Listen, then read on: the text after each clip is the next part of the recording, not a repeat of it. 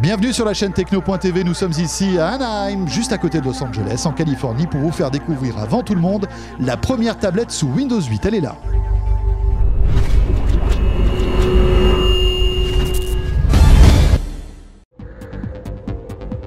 Alors tout d'abord un petit mot sur cette tablette que vous voyez, c'est une tablette Samsung avec un écran d'environ 12 pouces, elle est très puissante, il y a un Core i5, mais cette tablette ce n'est vraiment qu'une base de travail, pour découvrir et pour tester Windows 8, elle ne sortira peut-être jamais sur le marché. Et voilà donc maintenant l'interface de Windows 8 sur tablette. Alors tout de suite quand on la voit on se dit qu'elle ressemble quand même à Windows Phone, Jérôme. Ça c'est la première chose qui nous vient à l'esprit. On est dans le même univers, Jérôme, c'est-à-dire que ces gros boutons que vous avez comme ça sur le menu de votre téléphone, eh bien vous allez le retrouver sur la tablette.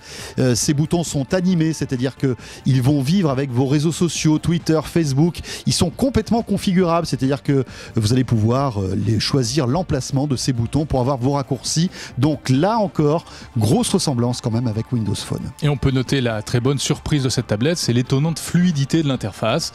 Donc c'est dû à la fois à la puissance de la tablette, mais aussi au logiciel lui-même évidemment. Le bouton central permet, comme sur toutes les tablettes, de revenir à l'écran d'accueil, ou plus exactement de basculer entre l'écran d'accueil et la dernière application que vous avez lancée.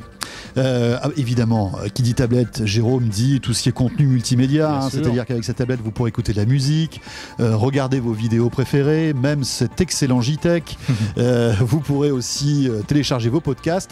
Alors effectivement, comme on est aux prémices du développement de Windows 8, il n'y a pas énormément d'applis, Jérôme, mais on peut imaginer que lors de la sortie commerciale de cette tablette, il y aura des applis, un magasin, on pourra télécharger tout ce qu'on veut. Et oui, puisqu'à l'heure où nous enregistrons cette vidéo, nous sommes plusieurs mois avant le lancement officiel de Windows 8 sur tablette.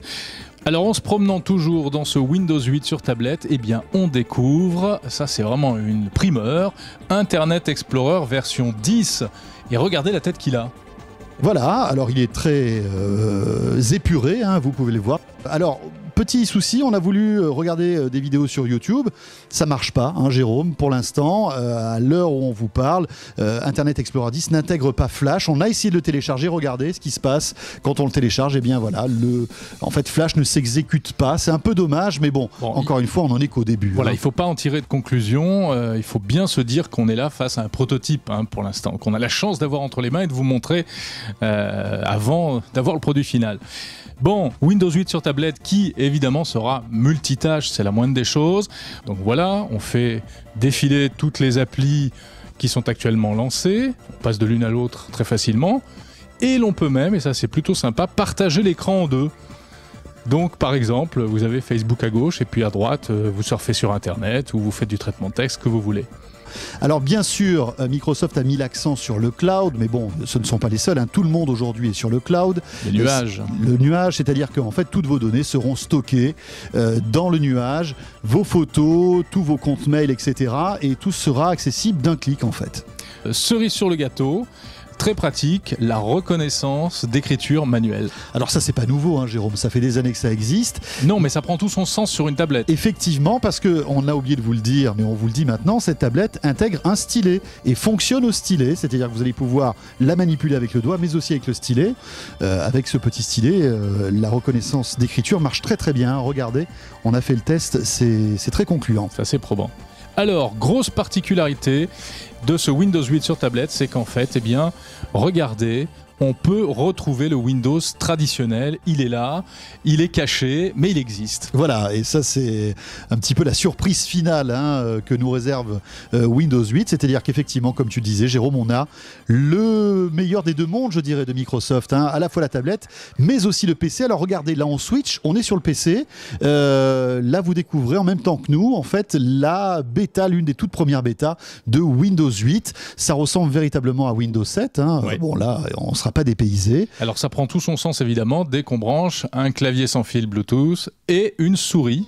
Et donc regardez, avec cette configuration, le clavier et la souris, on se retrouve avec un vrai ordinateur sous Windows qui évidemment, Jérôme, fait fonctionner tous les logiciels de Windows. C'est ça qui est génial. Oui, alors ça c'est la promesse de Microsoft. Tous les logiciels compatibles Windows 7 fonctionneront sur Windows 8.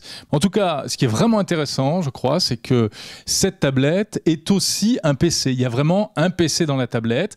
Et en quelque sorte, l'ambition de Microsoft, si on comprend bien, c'est d'abolir la frontière traditionnelle entre le PC et la tablette. C'est-à-dire que les gens qui se posent la question, est-ce que j'achète un ordinateur portable ou une tablette? Eh bien là, l'idée, c'est d'essayer de leur fournir les deux à la fois. Effectivement, alors c'est une idée séduisante. Reste à savoir si maintenant, les utilisateurs vont vouloir avoir deux appareils en un et switcher, entre guillemets, du monde tablette au monde PC sur un même appareil. Voilà, est-ce qu'on arrivera à le faire au quotidien de manière simple Est-ce que ça deviendra dans nos habitudes, en fait?